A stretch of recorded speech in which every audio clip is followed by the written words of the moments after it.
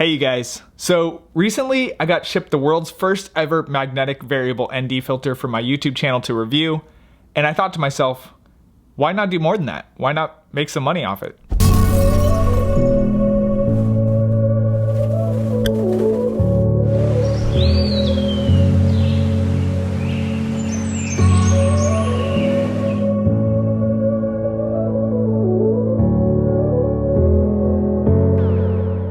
So like I said, I recently got shipped this product from Freewell, a magnetic variable ND filter. It's an awesome product. I've been loving my time with it so far. Go check out their crowdfunder they're currently doing on it.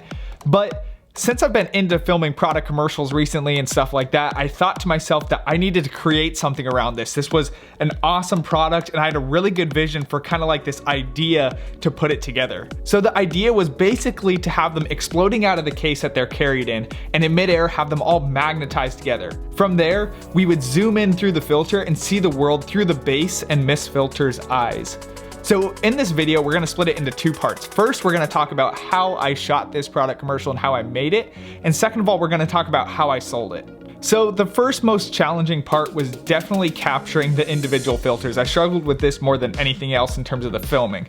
Mostly because of the fact that they were so thin and shallow, it was very difficult to be able to capture them without green screen spill.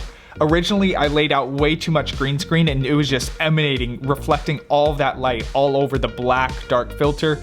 And so I knew that was gonna cause a problem in editing. So what I had to do was create a very thin green strip using green screen gaffer tape and create a very thin strip. That way I got as little light reflecting back onto the filter as possible, and then was able to film that shot from above. So I angled my camera from above, let it rotate on my little Lazy Susan with the green screen strip of tape beneath it. That way it was just barely enough to be able to green screen it without getting too much light reflecting back, and did this with each individual filter. That way I could piece it together in editing.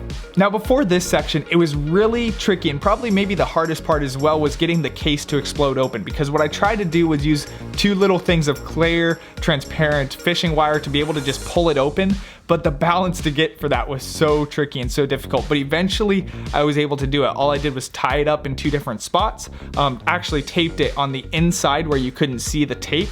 So I taped it on the inside of the case and then just pulled it apart at the right time, tried to catch that momentum and just used that against a green screen background in editing. Next, what I went after this was getting the rotating shot of the whole filter together, because my vision was kind of to have them all magnetized into one piece and then have that momentum kind of carry it into a rotation, in which during that rotation you kind of see through the filter as it's rotating around and opening up that filter glass to you. So I filmed this just eye level with the filter on a Lazy Susan like before, had to get the green screen same as before, and so this shot turned out easier than most, but still was a little bit tricky to get in terms of centering the rotation exactly perfectly, getting the green screen in all the right spots, and avoiding that green screen spill. So next, in order to be able to piece together this filter zoom through to the shots that it would zoom into, I needed to go out in nature and get a few shots. So what I did is I just brought a mini slider out into nature, just got a few quick shots out in nature using the mist filter and the base filter, choose the best ones and threw them in the video, and did a keyframing, which I'll talk about in a bit. And lastly, I just did a simple hero shot in which I set up the filters in nice ways with a black kind of backdrop and a black underlay. That way I could just get a nice simple spinning shot as the logo popped up that Freewell sent me. So turned out pretty good and I was pretty happy with the results. But when it got to editing, it got so much trickier, so much quicker. Now when we get to the editing, this is where it got really tricky, because I had a lot of difficulties, like I mentioned in the filming, of just being able to film the case popping open, but also being able to film those individual filters. So in editing, had to go through and do a lot of keyframing with all these things to explode it out of the case correctly. Initially, the biggest problem was that it felt a little bit too robotic. It felt like as the case was coming open, because it was a big case, as it came open, it kind of just automatically just kind of dropped out of frame and the filter just kind of came up and just stayed there and just started rotating. Didn't quite like how that looked. It didn't feel too natural. And so what I decided to do first of all was I decided to give a little bit of shake to those filters. So as they come out, they kind of shake a little bit. as if they're kind of flying through the air and the wind resistance is kind of pulling on them, tugging on them, stuff like that. Now, the next problem beyond that was that it didn't feel like there was enough speed, because I liked keeping the details of the filters relatively big in frame, but I didn't like how much, I guess, speed I was losing because they were so big in frame and there wasn't much places for them to go. So what I decided to do was have the case pop open and the filters pop out very small in the bottom of the frame, and then do kind of like a zoom in effect where after they all pop out of the frame, we zoom in quick to see the filters exploding out of it much more in detail. And I like the way that that turned out. Now, after that, in keyframing, I brought all those filters together, magnetized them together into one filter, just quickly changed it to the other green screen shot that I got of the filter all as one piece. From here, just used simple green screening effects to be able to rotate that filter to the right spot. Once it rotated to the right spot, I started to do a keyframe of a mask, a shape mask that I built, in which the shape mask would slowly reveal what was inside of it. And so through that shape mask, it eventually grew. The opacity of the background nature shot image grew until it matched up and took up the whole frame. Now, after also green screening the case opening, I had to personally shape mask, draw a mask out, and keyframe out those little fishing wires as well. So those don't just automatically come out of the frame, if you were wondering. Those were things I had to individually remove as well. So that was a pretty tedious process, and one that took probably the longest of all the keyframing things to do.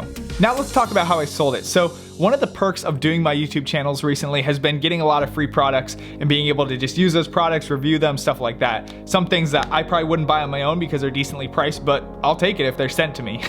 So my other channel being quite a bit bigger, I usually get a lot more stuff from there. But all that to say, I thought to myself, if I'm doing videography for a living anyways and getting paid to do this stuff, why don't I just create commercials out of what's given to me and sell them back and hopefully make a profit that way as well? Really simple. I don't have to go out and getting the client. The client already has a connection with me. And so it's a great door in, and I should be able to sell this product pretty relatively easy compared to other clients. So I reached out to my representative that was my connection to doing the product review, and I asked them, hey, if you're interested, would you be interested in buying this product commercial off me that I already created? If not, no big deal, because I already created it for my YouTube channel. So they got back in touch with me and they asked me how much I'd be interested in for it. Now, see, one of the things about this situation was, for me, it was a win-win, because regardless, I had this content for my YouTube channel, and so I had already won in my mind. I'm not desperate at any means. I've already gotten my value and my worth out of this product shoot that I've created. So for me, I felt like it was good to be able to ask for two prices. One, exclusive rights if they wanted it all for themselves. I can make my full fair videography client, I guess, payout that I usually make.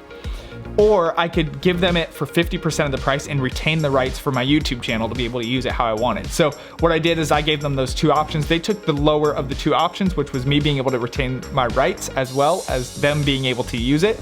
And here we are. So as a whole experience, I wanted to share two things with you guys that'll hopefully help you if you're looking into making product commercials or even just pitching to videography clients. One being that use opportunities that are set in front of your doorstep.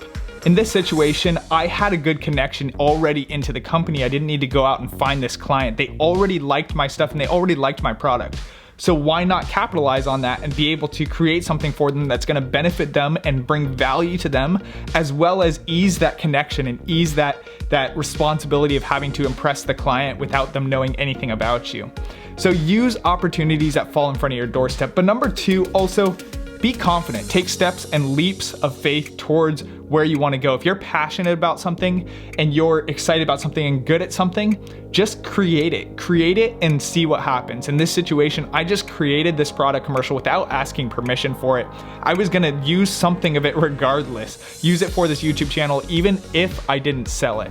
But because it was good and because they liked it, I wound up being able to sell it. So I guess that almost leads me to a third point of where if you love what you're doing, you're not gonna feel like you've lost out on anything if you love it, and then you also get to happen to make money on it. And if you don't make money on it, then you still loved it. So all that to say, hope that encourages you guys to go out and pursue something that you want to pursue. Thank you guys so much for watching this video. Hope you guys enjoyed it. Hope it helped you guys out in your videography journey. Don't forget to subscribe below if you haven't already. I can't wait to see you guys in the next video.